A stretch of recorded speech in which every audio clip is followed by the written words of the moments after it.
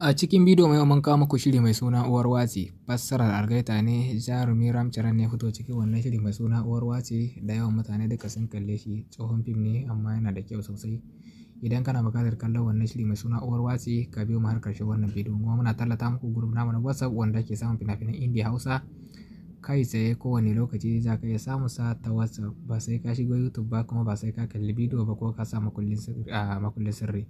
Haka za ka iya samun sa kai tsaye kan WhatsApp ɗinka, amma fa idan ka biya kuɗi za a saka cikin wannan group.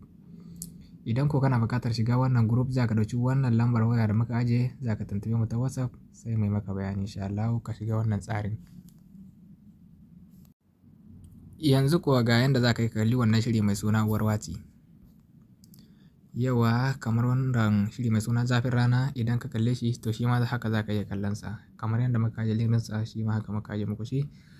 Sai ka taimaka a nan, za ka danna mana subscribe ko yes abone. Subscribe kai ma zai taimaka maka domin samun wasu fina-finan. A nan sai kuma ka danna mana liking. Kana dan taba liking za ka gani a nan. Idan ka danna mana liking shi ne zai bada kwarin gwiwar da za mu sake kamo wani sabon bidiyo kenan. A nan kuma comment duk abin da ka rubuta za mu gani. Duk sakon da kake so ka isar mana a nan za ka rubuta insha Allah.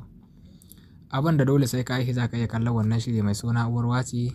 Yawa wannan guri za ka taba. Wannan shi ne za ka taba. Ga shi nan link ɗinsa haka zai fito maka. Kana dangwala wannan zai kai ka Google Drive, ko ka kalle shi, ko kana so ka yi downloading za ka yi downloading, za ka kalle shi duk lokacin da kake so a wayarka.